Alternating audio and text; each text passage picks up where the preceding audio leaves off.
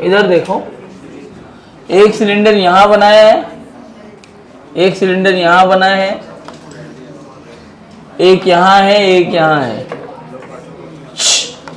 इस एक्सिस के अबाउट पूछा है ऐसे, तो इसको 1, 2, 3 और 4 नाम दे दिया। तो जो आई नेट लिखा जाएगा ये होगा I1 plus I2 plus I3 plus I4, यही होगा ना। तो I1 अब 1 के तो सेंटर से ही पास हो रहा है, ये सॉलिड सिलेंडर जो है उसका mr²/2 होता है। I2 के भी सेंटर से पास हो रहा है। अब I3 का इस एक्सिस के अबाउट कितना होता है, तो देखो सिलेंडर तुम्हारा ऐसा है, वो बनाया खाली हमने एक रॉड से, तो इस एक्सिस के अबाउट इसका भी तो वही होता है ना, mr²/2। तो अपनी खुद की एक्सिस के अबाउट mr²/2 और ये डिस्टेंस है l/2, तो mr²/2 प्लस ml/2 का होल स्क्वायर, वही इसके लिए भी आएगा।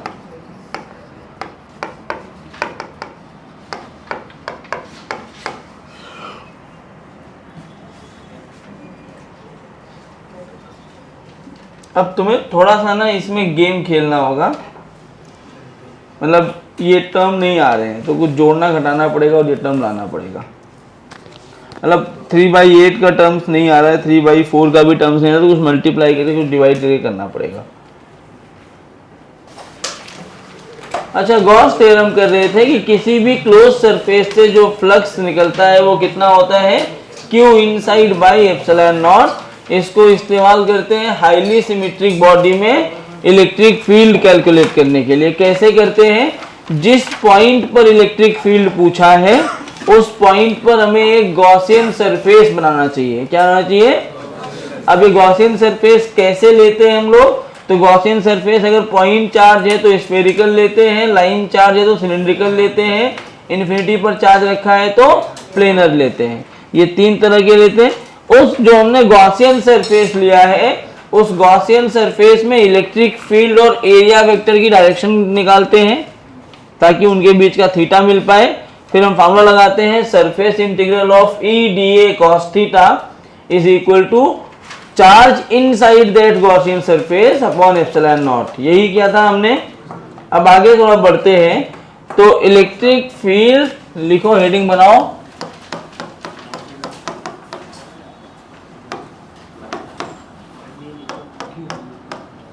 Due to hollow infinite wire.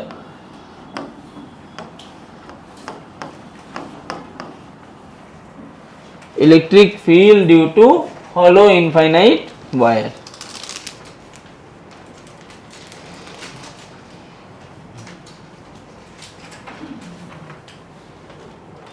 क्या कुड़कुड़ा रहे हो भाई? अरे निकाल लो एक बार, अब कुड़कुड़ हो ही रहा है तो ढंग से होने दो, निकाल लो। अब देखो, एक पेपर निकाला है, फिर 2 पेपर खत्म हो जाएगा तो फिर निकालेगा।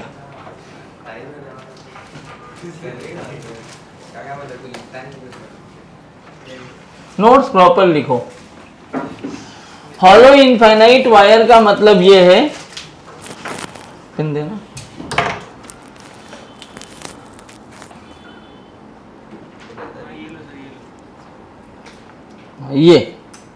ये हॉलो इनफाइनाइट वायर मान लो। अब इसको अगर तुम ऐसे देखो तो गोला गोला दिख रहा होगा, ऐसे देखोगे साइड वाले पार्ट दिखेंगे। अगर मैं ये साइड और ये साइड को देखूं, अरे यार इसको कहां से सुनाई दे रहा है? बीच बीच में कह रहा है कि अनलॉक करो आईफोन पहले। वो तो ऑन रखता हूँ यार, क्योंकि गाड़ी चलाता हूँ तो मुझे फ़ोन लगाना होता है किसी को ना, तो बोल दो तो लगा देती है बेचारी, बात सुनती है। हाँ, इसके अंदर नॉर्मल औरतों वाले गुण नहीं है ना, ये बात सुन लेती है। तो ये ऐसे है। तो अगर मुझे दिखाना है तो मैं खाली से 2 एक लाइंस दिखाऊंगा, बीच में स्पेस कर दूंगा, तो ये बीच का तुम्हें इसका रेडियस भी मिल जाएगा। ठीक है, तो जो हॉलो इनफाइनाइट वायर में बना रहा हूँ वो हॉलो इन्फिनिट वायर कुछ ऐसा।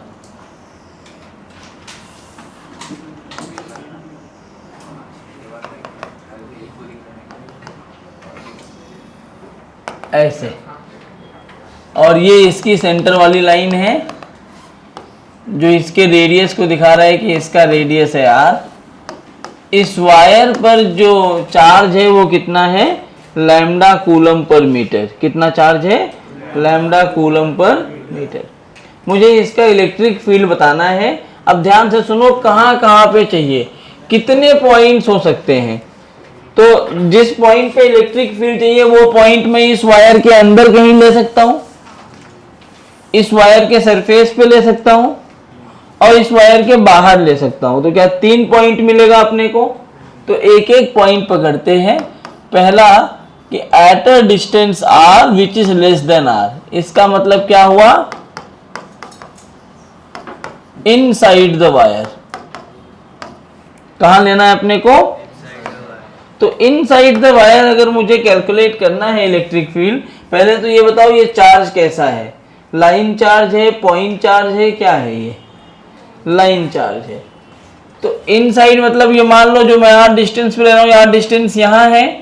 सबसे पहला काम क्या करना होता है, जिस पॉइंट पे कैलकुलेट करना है वहां एक गॉसियन सरफेस मान लो।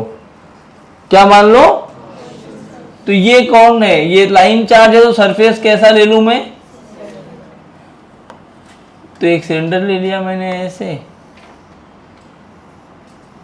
इस तरह से सिलिंड्रिकल सरफेस ले लिया। इस सिलिंड्रिकल सरफेस की लेंथ मान लो l है, तुम्हारे ऊपर, तुम कुछ भी मान लो, बाद में कैंसिल हो जाता है। ये क्या लिया मैंने,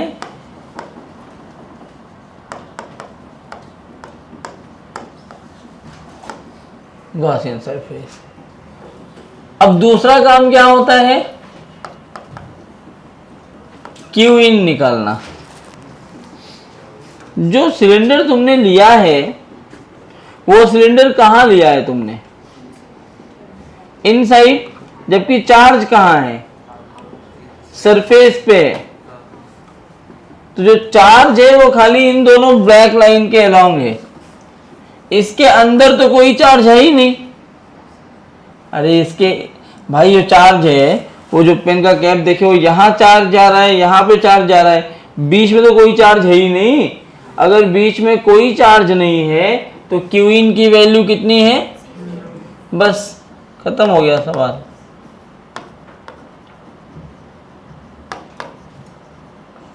अगर मैं गॉस थ्योरम लगाऊं तो मैं क्या लिखूंगा,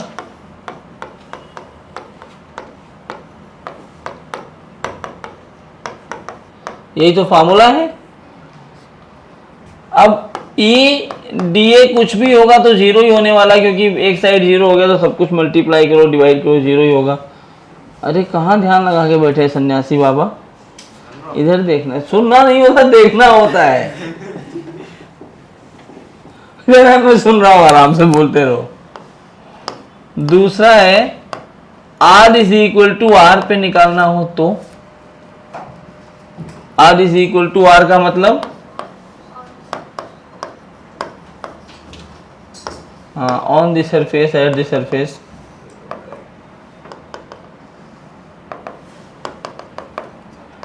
तो यही अपना R is equal to R है। अगर मुझे इस पॉइंट पे इलेक्ट्रिक फील्ड चाहिए बच्चों, तो मैं क्या करूं, सबसे पहले गॉसियन सरफेस लूं, जिस पॉइंट पे कैलकुलेट करना है वहां पर जनरली R थोड़ा सा ज़्यादा होता है, जिसको हम काउंट नहीं करते। तो ऐसे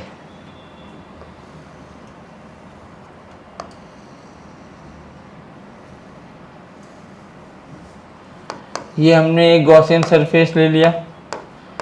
देखो स्टेप तुम्हें आना चाहिए। सबसे पहला काम मैं क्या कर रहा हूं, गॉसियन सरफेस ले रहा हूं। दूसरा काम मैं क्या करूंगा, तो क्यू इन कितना होगा, इस गॉसियन सरफेस की लेंथ l है और चार्ज कहां है, सरफेस पे। तो क्या इसका सरफेस एरिया लिखना पड़ेगा अपने को, क्या होता है 2 पाई RH, क्या होता है इसकी लेंथ, जिसको बोलते हैं ना सरफेस की लेंथ। तो 2 पाई आर, एच की वैल्यू यहाँ पे एल है, लेंथ ऑफ द सिलेंडर। अच्छा एक बात बताओ, ये जो प्लस वाले चार्ज लिए हो, क्या इलेक्ट्रिक फील्ड लाइंस इधर आ रही होगी? क्या एरिया वेक्टर भी इधर आ रहा होगा? किसका फोन है? चौधरी, तो बंद कर दो, कोई दिक्कत नहीं है, जाओ रख के आ जाओ।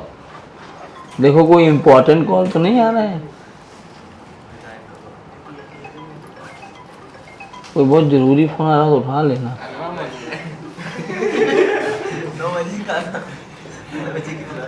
9 बजे क्यों अलार्म बज रहा है? लेक्चर तो 8 बजे होता है।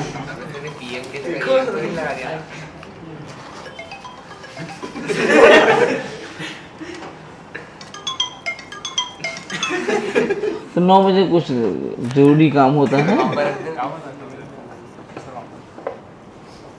अच्छा तुम्हारा ही रोज बचता है क्या वहां रखे रखे डब्बे में?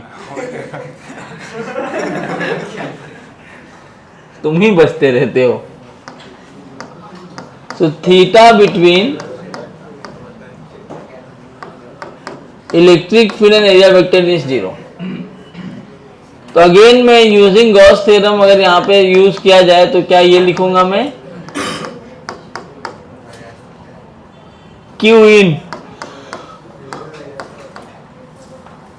यहां आर की वैल्यू कैपिटल आर ही है ना, रेडियस 2 पाई आर एल, गलत हो गया। 2 पाई आर एल क्या होता है, देखो कहाँ गलती हुई समझो। 2 पाई आर एल पूरा एरिया होता है ना भाई, ये सरफेस एरिया है ना 2 pi R L. Total area क्या होता है, टोटल एरिया होता है 2 pi R H plus are, और 2 pi R H surface area होता है, जो लेटरल सरफेस का एरिया है वो होता है। लेकिन चार्ज तो तुम्हारा एक पतला वायर है, ऐसे खाली लेंथ पे ही बटा रहेगा ना, तो लैम्डा इंटू लेंथ लेना चाहिए था, वो हमने एरिया लिख दिया क्योंकि लैम्डा लीनियर चार्ज डेंसिटी है, तो लैम्डा इंटू एल आता है। तो Q इंटू एल बनेगा ये। तो E surface area of DA Q into L. अब जो वहां पे सरफेस एरिया लिखा था वो यहां आता है 2 पाई आर एल। DA किसका लेते हैं आपको बताया था मैंने, surface area of Gaussian surface. तो गॉसियन सरफेस का रेडियस इस केस में कितना है, R। L ने L को मार दिया, Q in by epsilon not. तो E की वैल्यू आ गई Q, अरे यार मैं पागल हो गया हूं, Q कहां से लिख रहा हूं, लैम्डा इंटू एल होता है ये।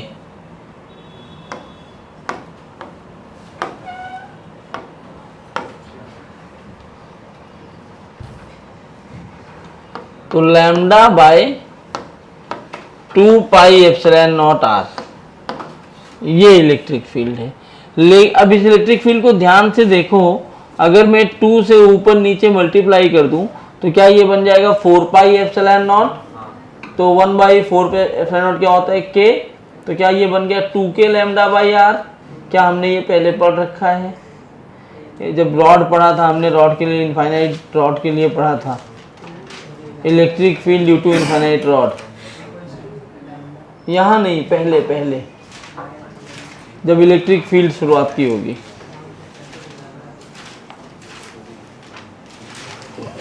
इलेक्ट्रो बहुत ज्यादा है, ठीक है, ढूंढ लेना 2k लैम्डा बाई आर उसमें है, मुझे पता है। अब इसका तीसरा वाला पार्ट जो आउटसाइड का है वो निकालना सीख लेते हैं। तो तीसरा पार्ट मतलब R is greater then R।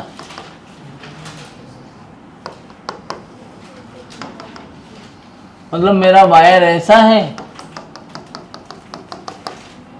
ये मेरा रेडियस R है, और जो पॉइंट चाहिए वो इसके बाहर चाहिए, मतलब वो पॉइंट मान लो यहां है, ये डिस्टेंस R। तो मैं यहां पर जाके एक ऐसा गॉसियन सरफेस ले लूंगा जिसकी लेंथ L है,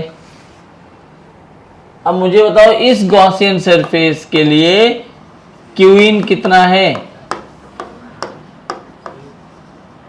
भाई क्यू इन तो चेंज ही नहीं होगा ना, क्योंकि पूरा वायर अंदर ही है, तो पूरे वायर में चार्ज है वो यहाँ भी रहेगा लैम्डा एल। यहां जब गॉस थ्योरम अप्लाई करोगे ई और डी ए के बीच में एंगल भी वही रहेगा। यहां क्या चेंज होगा पता है आपको? डी ए की वैल्यू।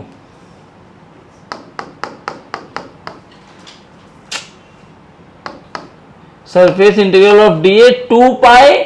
अब एरिया ऑफ गॉसियन सरफेस है, तो गॉसियन सरफेस का सरफेस एरिया क्या होगा? 2 pi into radius of Gaussian surface जो स्मॉल आर है into L lambda L by epsilon naught. ये कैंसिल हुआ, ये आएगा lambda by 2 pi epsilon naught R. अब आप लोग सोच सकते हो कि सर आपने जो 2 बार लिखा है, एक ही चीज तो 2 बार लिख दी है, वही तो यहां भी आया था। यहाँ आर का डिफरेंस है। बताओ इन दोनों में कौन सा इलेक्ट्रिक फील्ड ज्यादा है? ये ज्यादा है, क्योंकि उसके लिए आर कम है, इसका आर ज्यादा है। तो आर ज्यादा होने पे इलेक्ट्रिक फील्ड की वैल्यू कम हो जाती है। समझ में आया क्या? आर ज्यादा होगा तो वैल्यू कम हो जाएगी। बोलो मोनाली।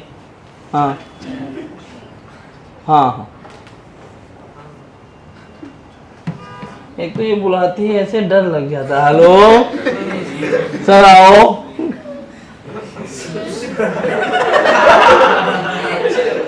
भाई मोनाली खतरनाक है वो। अब यहाँ पे एक और चीज हो सकती है, ग्राफ। बेटा ग्राफ भी याद रखना है, ग्राफ भी सवाल आता है। ई वर्सेस आर का ग्राफ।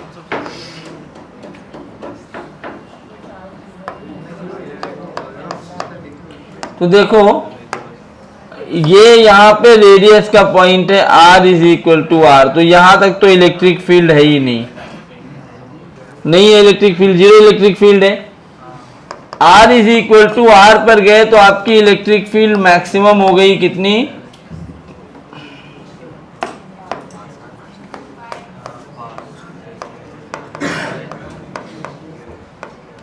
या मैं इसको 2k लैम्डा बाई आर याद रखता हूं, वही लिखने वाला था। और इसके बाद 1 बाई आर से कम हो रहा है, तो प्रोपोर्शनल 1 बाई आर का ग्राफ। ये एकदम लास्ट में लिखना है। अब आप ये ब्रैकेट में लास्ट में मत लिख देना, वो तुम्हारे समझाने के लिए, रेफरेंस के लिए लिखा है। तो this is hollow infinite wire. ऐसे सॉलिड भी बनता है। हॉलो नोट करो, सॉलिड में आके करवाता हूँ। चिन्मय है ना बताने। हाँ electric field.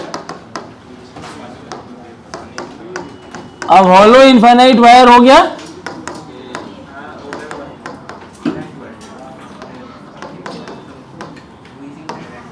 Solid infinite wire का मतलब है अब वायर के अंदर भी चार्ज है, 3D है। वायर वो देखा है वाइट केबल जो आता है और उसका वाईफाई वाला, ये वाला, ये तो ऊपर का कवर है। इस कवर को जब तोड़ के निकालते हो तो केबल निकलता है, उसको फाड़ो और केबल निकलता है, केबल के अंदर भी केबल होता है, दिखता है ना। तो वैसा कुछ वायर है, उसकी वजह से इलेक्ट्रिक फील्ड चाहिए। मतलब हर जगह चार्ज है।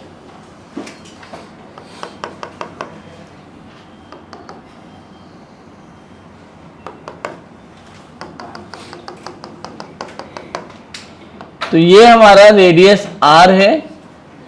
अब जो चार्ज है वो लैम्डा नहीं हो सकता, क्योंकि अब लेंथ पे नहीं है, अब पूरे पर है, तो वॉल्यूम पर चार्ज बटा हुआ है।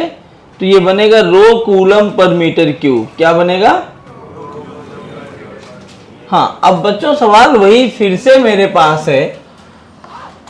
पहला सवाल, at r is less than r electric field. अब देखो r is less than r का मतलब अंदर यहां कहीं पे, सही है ना। तो इस पॉइंट पे अगर अपन निकालते हैं, सबसे पहले यहां पर एक गॉसियन सरफेस लेना पड़ेगा। मान लो ये गॉसियन सरफेस लिया जिसकी लेंथ L है और ये डिस्टेंस R है, आपको क्या निकालना पड़ेगा, Q इनसाइड। क्या निकालोगे, Q इन, या ऐसा लिखो, पूरा लिख दो, Q inside the Gaussian surface.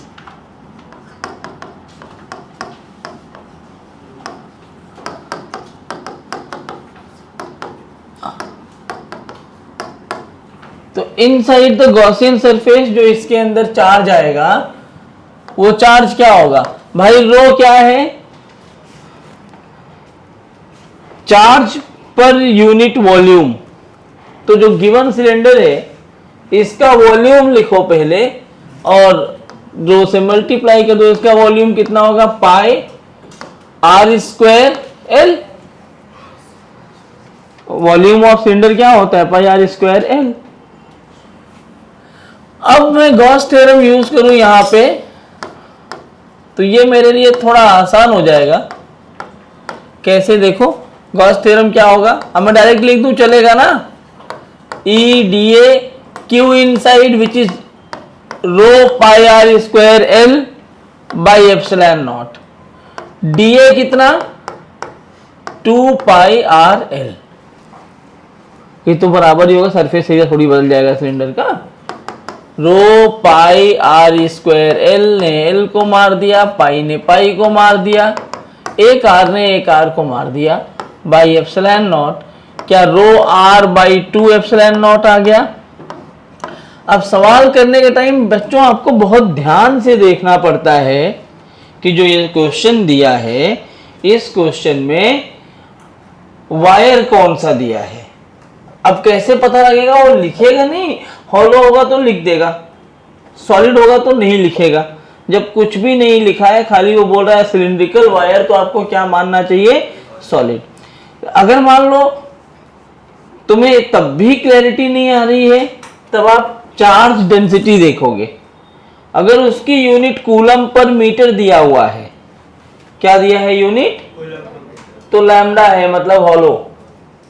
और अगर कूलम पर मीटर क्यूब दिया है तो रो है मतलब सॉलिड। कोई दिक्कत किसी को है तो बोलो, पक्का नहीं है ना, ठीक, हाँ बोलो।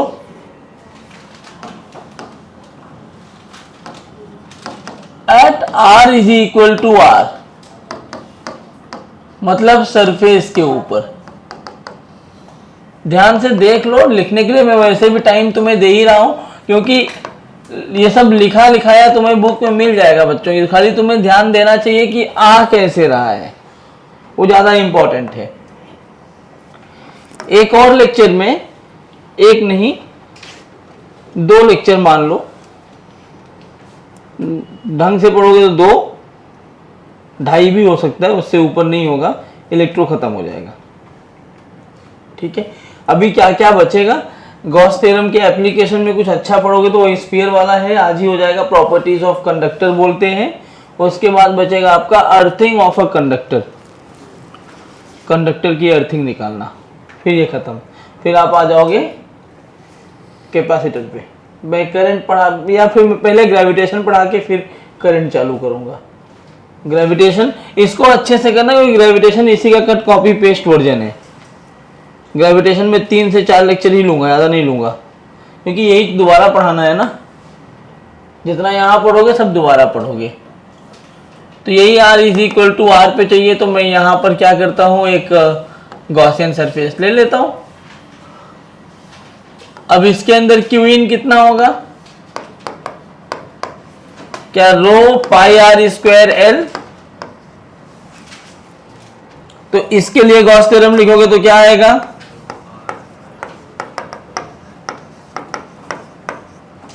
और यहां आर की वैल्यू कितनी होगी, कैपिटल आर ना, तो क्या ये लिखा जाएगा 2 पाई आर एल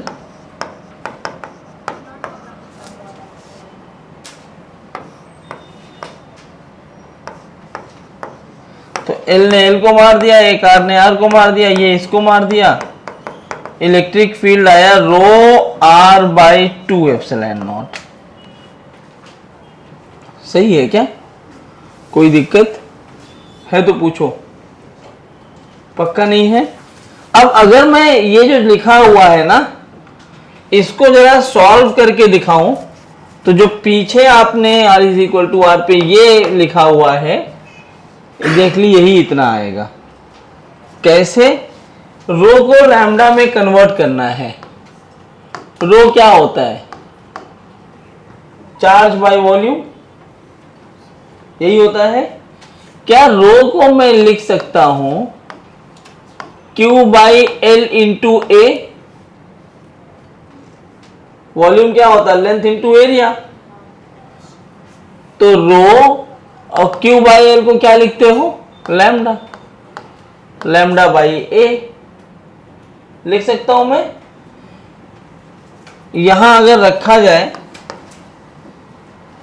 तो क्या ये बन जाएगा? Lambda by 2 epsilon naught A into R, यही बनेगा। अरे मैंने क्या किया, रो की जगह मैंने क्या किया? Lambda by A 2 epsilon nought into R. A क्या है यहां पे? कौन सा एरिया होता है ए? Cross sectional area. और क्रॉस सेक्शनल एरिया क्या लिखा जाता है? पाई आर स्क्वायर। कैंसिल हो गया। देखिए lambda by 2 pi epsilon naught R, वही पहले आया था क्या? Lambda by 2 pi epsilon naught R match कर गया। तो दोनों एक ही इलेक्ट्रिक फील्ड है, तो आप परेशान मत होना। मैं इसको यहां से हटा रहा हूं, यही लिख देता हूं कि यही है lambda by 2 pi epsilon naught R. मतलब आपने एक चीज देखी, कहानी कहां बदल रही है? इनसाइड। इनसाइड में क्या आया? Electric field. यहां पे electric field rho R by 2 epsilon naught, और हॉलो के इनसाइड में कितना है? 0। बाकी सरफेस पे इलेक्ट्रिक फील्ड में कोई चेंज। अच्छा, अगर मैं सरफेस के बाहर देखूं, R is greater than R पे,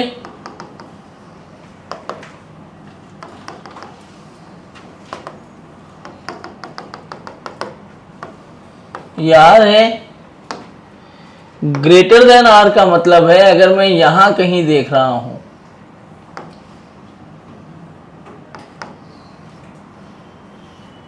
ऐसे ये लेंथ है, तो अभी भी क्यू इन की वैल्यू में कोई चेंज, क्यू इन में कोई चेंज नहीं आएगा बेटा, यही रहेगा, क्योंकि वो वॉल्यूम लेना है जिसमें चार्ज है। आप कितना भी बड़ा गॉसियन सरफेस ले ले, चार्ज तो खाली इस ब्लैक वाली लाइन के अलोंग ही रहेगा ना, तो वॉल्यूम उस ब्लैक वाली लाइन का ही लेंगे।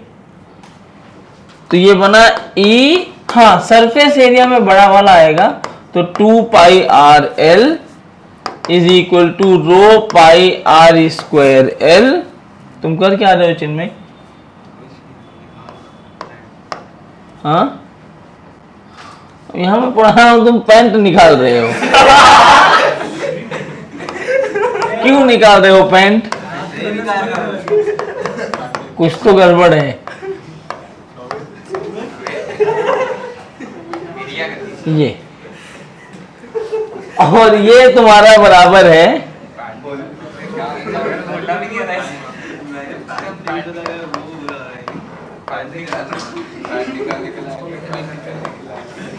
अरे कोई बात नहीं, चलो हंस लिए ना। अभी वो बेचारा तुम लोगों को मजा भी दे रहा है, तुम लोग हंस भी रहे हो उसके ऊपर। आइए, तो ये देखो ये वही चीज आ गई, खाली इनसाइड की कहानी बदल गई है। तो यहां अगर E वर्सेस R का ग्राफ बनाया जाए तो ग्राफ कैसा दिखेगा आपको?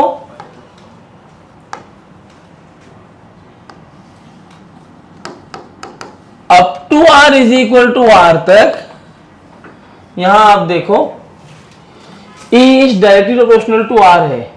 जितना बढ़ाते जाओगे उतना, R जितना बढ़ाओगे E उतना बढ़ेगा। दिख रहा है? डायरेक्टली प्रोपोर्शनल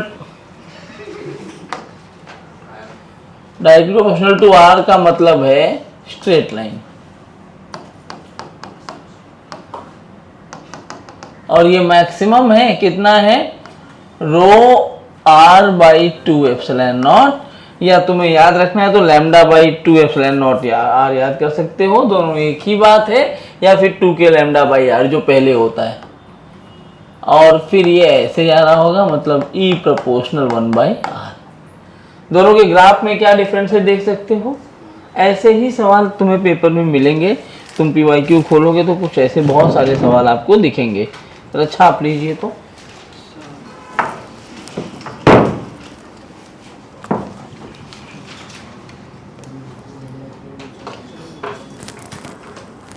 चौधरी चश्मा कहाँ गया, दिख रहा है? तुम्हारा फोन वहां रखा हुआ है ऑफिस में, ले लेना टाइम।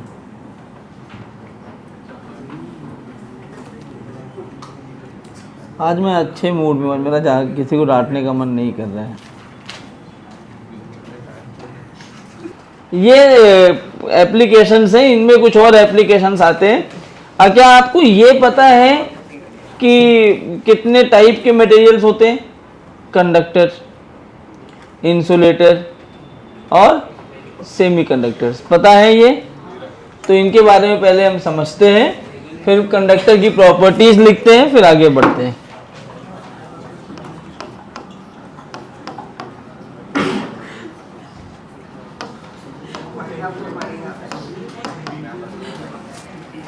टाइप्स ऑफ मटेरियल, 3 तरह के मटेरियल होते हैं। एक होता है कंडक्टर,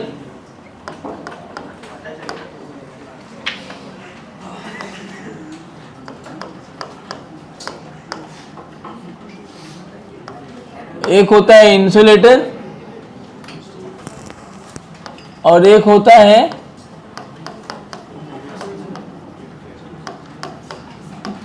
सेमीकंडक्टर। कंडक्टर, इंसुलेटर और सेमीकंडक्टर। कंडक्टर किसको बोलते हैं?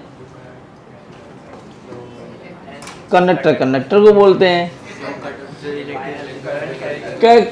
कौन करेगा कंडक्ट, वही तो बताना है, कब करेगा, कैसे करेगा। वंशिका, तूने ओवरराइट क्यों किया है एक क्वेश्चन में? आपने OMR में एक क्वेश्चन में ओवर राइटिंग क्यों की है? 2 लिखा था उसको 0 बना दिया, 1 लिखा था उसको 3 बनाया। एक क्वेश्चन में ऐसा कुछ, वंशिका तेरा ही नाम है? OMR सीट किसकी है फिर वो? तो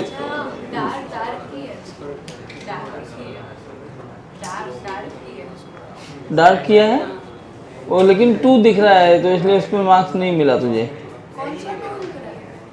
अच्छा, न्यूमेरिकल में तो उसमें बाद में तुमने 30 बनाया ना, उसको कुछ 30 लिखा है ना बाद में। उसको शिवम सर का कुछ तो था ना, वो केमिस्ट्री का कुछ प्रॉब्लम था ना। हाँ, फिजिक्स का है। अच्छा, अभी हम लोग देख रहे थे नीचे, तो उसमें ओवर राइटिंग का एक समझ में आ रहा है कि वो 2 लिखा था वो 0 बनाया गया, ऐसा कुछ नहीं है। अरे मैं तो कल ही तो आंसर शीट मिला है। अच्छा, तो OMR तो पहले दे दी होगी ना? कल ही OMR तो आज फिर वापस दिया क्या तूने? अरे मैंने उनको रीचेक कर दिया। अच्छा, कल मिला, आज फिर दे दिया। हाँ, मैंने घर जाके देखा ना, तो फिर बाद में करेक्शन था, तो मैंने उनको बोला फिर से रीचेक कर। तो कंडक्टर किसको बोलते हैं? कंडक्टर को बोलते हैं जिसमें सारे इलेक्ट्रॉन्स फ्री होते हैं, ऑलमोस्ट सारे, उनको हम कंडक्टर बोलते हैं।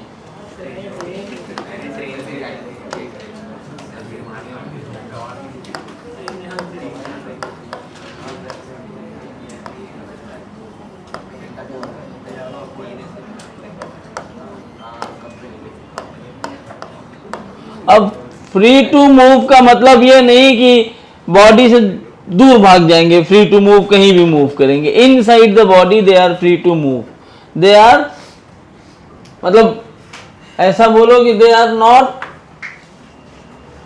मेकिंग अ कोवैलेंट बॉन्ड और ionic bond with any other electrons, वो फ्री है।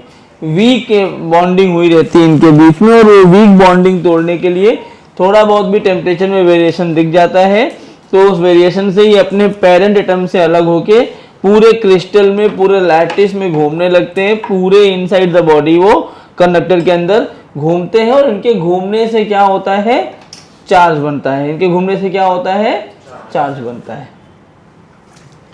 इंसुलेटर क्या होता है,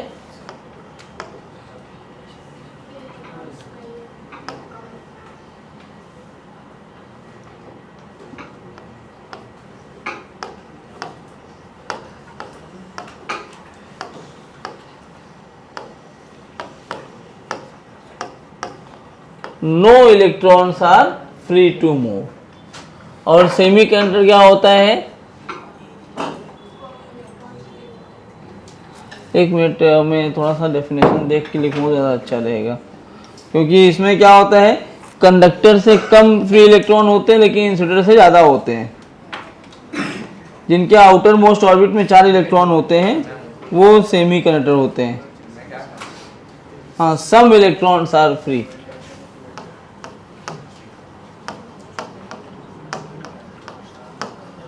इसका मतलब सेमीकंडक्टर में जो इलेक्ट्रॉन्स होते हैं वो कंडक्टर से ज़्यादा फ्री, कंडक्टर से कम फ्री है, लेकिन इंसुलेटर से ज़्यादा इलेक्ट्रॉन फ्री है। जनरली सेमी का आगे आगे आगे आगे आगे आगे आगे आगे जनरली सेमीकंडक्टर किसको बोलते हैं, जिनके आउटर मोस्ट ऑर्बिट में 4 इलेक्ट्रॉन होते हैं। आउटर मोस्ट ऑर्बिट में कितने इलेक्ट्रॉन हो, 4। सेमीकंडक्टर डिवाइसेस करके पूरी एक सब चैप्टर को आप पढ़ने वाले हो फिजिक्स में आगे चल के। आउटर मोस्ट ऑर्बिट में 4 इलेक्ट्रॉन कौन कौन से एटम में होते हैं, 2-4 का नाम बताओ। इधर देखो ये क्या कह रहा है, अरे ये मान लो एक कंडक्टर है, इस कंडक्टर पे अगर मैंने इलेक्ट्रिक फील्ड दिया है ऐसे,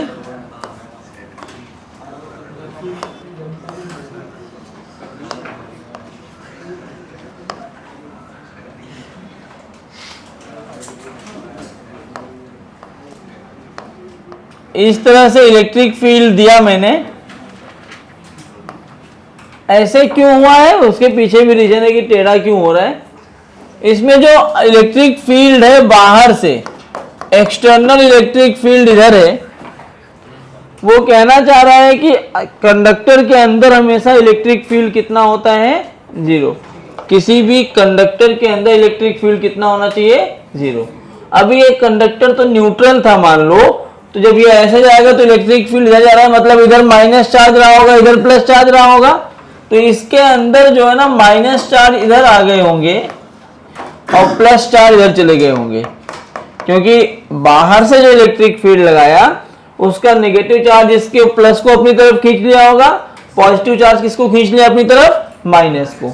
तो प्लस माइनस हुआ तो इलेक्ट्रिक फील्ड इधर जनरेट हुआ, इसको बोलते हैं इंड्यूस्ड इलेक्ट्रिक फील्ड। आगे हम कैलकुलेट करना सीखेंगे इसको, कौन सा electric field, induced electric field. और ये इंड्यूस्ड इलेक्ट्रिक फील्ड इतना होता है कि ये कैंसिल आउट कर दे बाहर वाले इलेक्ट्रिक फील्ड को। सही बात है, बाहर वाले इलेक्ट्रिक फील्ड को क्या कर दे, वो अगर वो कैंसिल कर दे रहा है तो इस कंडक्टर के हर एक पॉइंट पे क्या इलेक्ट्रिक फील्ड 0 हो जाएगा, अंदर सरफेस पे नहीं, कंडक्टर के अंदर इलेक्ट्रिक फील्ड कितना हो गया, और E क्या होता है, माइनस dV/dr। E क्या होता है, अगर E 0 हो गया तो क्या V कांस्टेंट होना चाहिए, क्योंकि कांस्टेंट dV/dr ही तो E है ना। dV/dr का मतलब V का डिफरेंशिएशन, V का डिफरेंशिएशन 0 कब होगा, जब V कैसा हो, कांस्टेंट। कैसा होना चाहिए, कांस्टेंट। तो अगर ये कांस्टेंट है तो अगला पॉइंट यही बन गया, V कांस्टेंट का मतलब इक्वी पोटेंशियल सरफेस होता है। ऑल कंडक्टर्स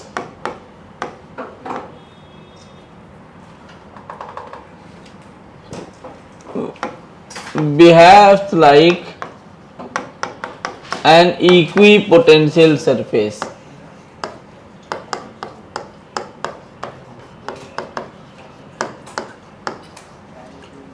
अब इक्विपोटेंशियल सरफेस में आपने पढ़ा था कि इक्विपोटेंशियल सरफेस की जितनी भी प्रॉपर्टीज थी, पहली प्रॉपर्टी थी electric field lines passes perpendicular to the conductor. तो यहां देख लो, ये 90 डिग्री बनाने के लिए ही इलेक्ट्रिक फील्ड लाइन को इस तरीके से पास कराया गया है, ताकि इलेक्ट्रिक फील्ड लाइन कितना बनकर तैयार हो जाए, 90 डिग्री पे। समझा? क्योंकि सबको सेंटर से निकलना है ना, तो थोड़ा कर्व कराना पड़ेगा, तभी वो सेंटर की तरफ आएंगी। स्फीयर का नॉर्मल सेंटर से पास होना चाहिए, तो सबको सेंटर की तरफ लाया गया है। अच्छा, दूसरा पॉइंट, अगर अंदर इलेक्ट्रिक फील्ड 0 हो जा रहा है तो अंदर चार्ज भी नहीं होना चाहिए।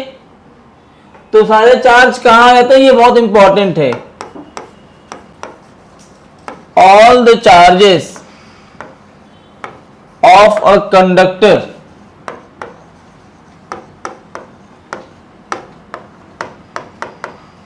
resides on the surface of conductor only.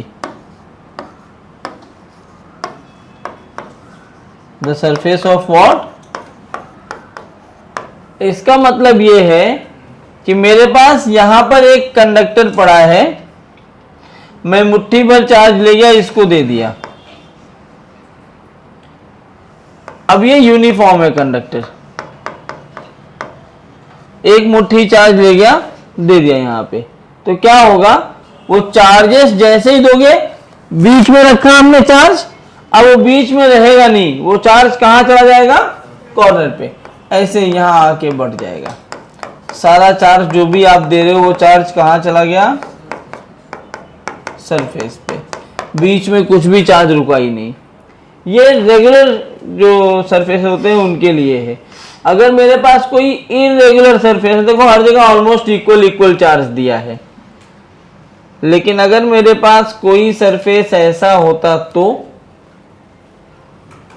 अब चार्ज कैसे बढ़ता, वही उतना चार्ज तुम दे के जाओगे। तो यहां याद रखना, चार्ज डेंसिटी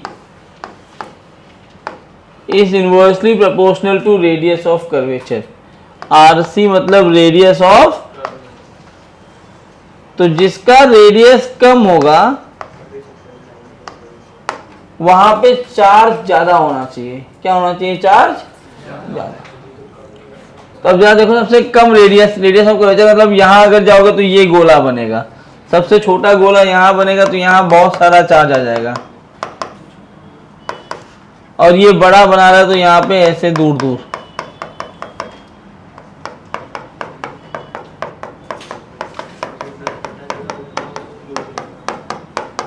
ऐसे तुम्हें दिख रहा है, यहाँ पे यूनिफॉर्मली डिस्ट्रीब्यूटेड है, हर जगह पे चार्ज बराबर मिला है। यहाँ नॉन यूनिफॉर्म डिस्ट्रीब्यूशन है। अब वैसे तुम्हारे रेगुलर शेप ही आया करेगा, रेगुलर शेप आता है तो तुम्हें इस तरह से डिस्ट्रीब्यूशन करना है। लेकिन इनकेस अगर आपको इरेगुलर शेप मिल गया तो इरेगुलर शेप में किस तरह से चार्ज बटेंगे आप देख सकते हो। प्रज्ञा समझ में आ रहा है, लिखो, electric field and potential of sphere. Sphere, अब देखो स्फीयर में कैसा कैसा होता है, क्या क्या पूछे जाते हैं।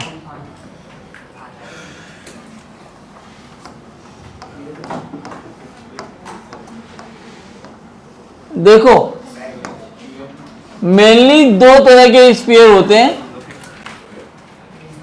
एक होता है हॉलो स्फीयर और एक होता है सॉलिड स्फीयर।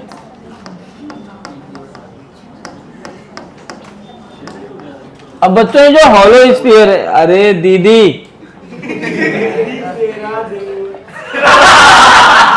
कौन है ये,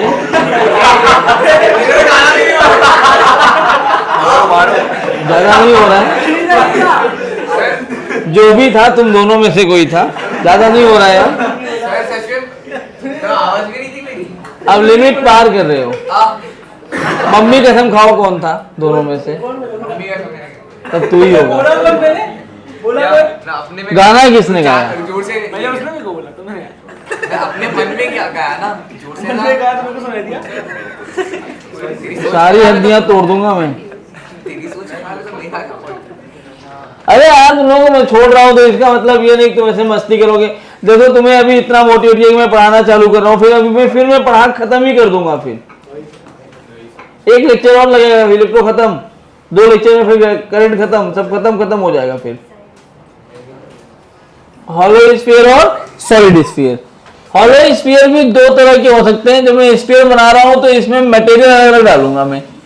हो सकता है जो मटेरियल मैं यूज कर रहा हूं वो कंडक्टिंग मटेरियल हो, और दूसरी बात हो सकता है वो कैसा मटेरियल हो, नॉन कंडक्टिंग। तो कंडक्टिंग मटेरियल भी यूज कर सकता हूं और नॉन कंडक्टिंग भी।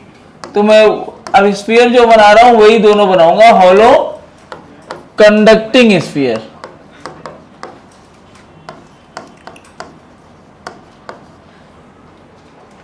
और यहां दूसरा बन जाएगा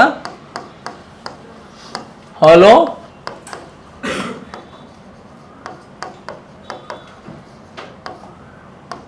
नॉन कंडक्टिंग स्फीयर।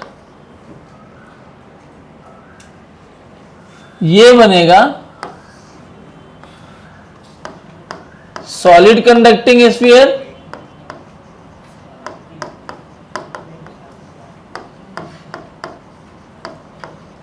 और solid non conducting sphere.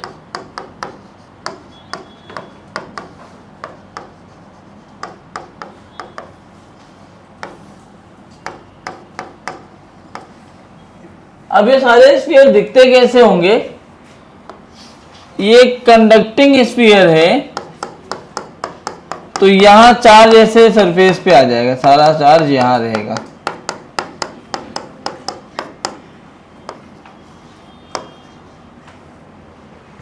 Non conducting sphere है तो चार्ज ऐसे सरफेस पे आना कंपलसरी नहीं है, लेकिन ये हॉलो है तो सरफेस पे ही रहेगा।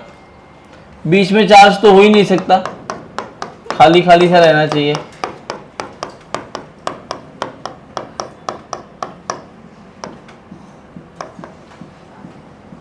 सॉलिड कंडक्टिंग है तो कंडक्टिंग में चार्ज तो हर जगह होना चाहिए, सॉरी सॉलिड में चार्ज हर जगह होना चाहिए, लेकिन कंडक्टिंग है तो कंडक्टर्स में हॉलो या सॉलिड कोई फर्क नहीं पड़ता है। सारे चार्ज कहां आ जाते हैं? अभी लिखवाया all the charges resides on the.